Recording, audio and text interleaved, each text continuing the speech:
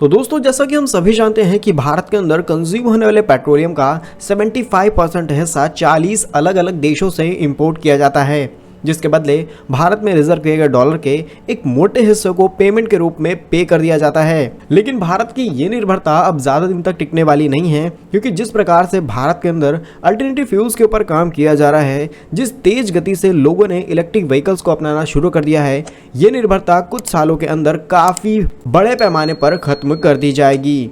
तो एक बहुत बड़ी खबर निकल के आ रही है देश की सबसे बड़ी गैस कंपनी की तरफ से, जिनका नाम है GAIL यानी gas authority of India limited की तरफ से, जो अब भारत के अंदर सबसे बड़ी इलेक्ट्रोलाइजर मैन्युफैक्चरिंग यूनिट की स्थापना करने जा रहे हैं।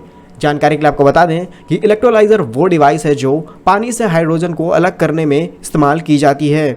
इतना ही नहीं, कुछ समय पहले भारतीय वैज्ञानिकों ने मैग्नेटिक फील्ड के जरिए इलेक्ट्रोलाइजर का इस्तेमाल करके हाइड्रोजन को वाटर से अलग करने के प्रोसेस को काफी तेजी से कर दिया था, जिसको अब भारत ने पेटेंट भी करा लिया है। और अब इन सभी टेक्नोलॉजी का इस्तेमाल करके भारत में हाइड्रोजन का उत्पादन करने के लिए मध्य प्रदेश के गुना में भारत के सबसे बड़े प्रोटॉन एक्सचेंज मेम्ब्रेन इलेक्ट्रोलाइजर का निर्माण करेगी gas authority of India limited. जहां आज के समय में पूरी दुनिया हाइड्रोजन के प्रोडक्शन में लगी हुई है, नई नई रिसर्च की जा रही है हाइड्रोजन को स्टोर करने के लिए, वहीं भारत भी अब इस रेस में पीछे नहीं रहा है। जानकारी के लिए आपको बता दें कि हाइड्रोजन को 3 अलग अलग तरीकों से प्रोड्यूस किया जा सकता है। पहला है कोयला गैसीकरण, जिससे भूरा हाइड्रोजन प्रोड्यूस होता है। इसके बाद प्राकृतिक गैस से नीले हाइड्रोजन को प्रोड्यूस किया जा सकता है। और तीसरा होता है रिन्यूएबल एनर्जी, यानी सोलर और विंड एनर्जी का इस्तेमाल करके इलेक्ट्रोलाइजर की सहायता से पानी से हाइड्रोजन को बनाया जा सकता है। बनने वाले इस हाइड्रोजन की कीमत पेट्रोल की तुलना में काफी हद तक कम होगी और ये किसी भी प्रकार के कार्बन का इमिशन नहीं करता है। इस ऊर्जा का इस्तेमाल करने पर किसी प्रकार का कोई पोल्यूशन क्रिएट नहीं होता, बल्कि ये साफ सुथरा पानी रिलीज करता है। कंपनी के मुताबिक कंपनी की इस यूनिट में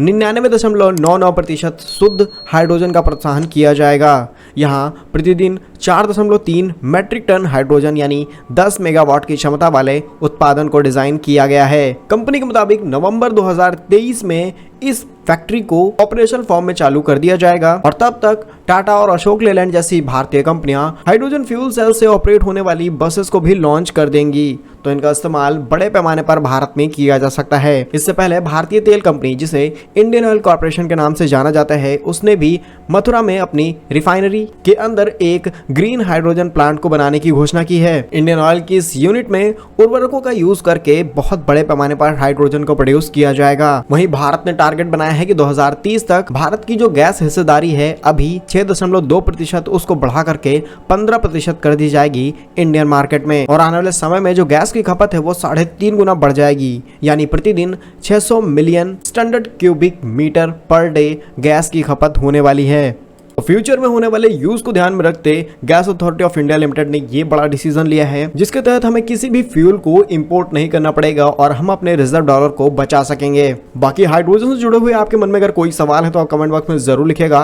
भारत के ऐसे ही यूजफुल एंड इन्फॉर्मेटिव वीडियोस पाने के लिए आप हमारे यूट्यूब चैनल को सब्सक्राइब जरूर कर लीजिए। मिलेंगे हम आपको एक नई और इंटरेस्टिंग वीडियो में, तब तक के लिए वंदे मातरम, भारत माता की जय।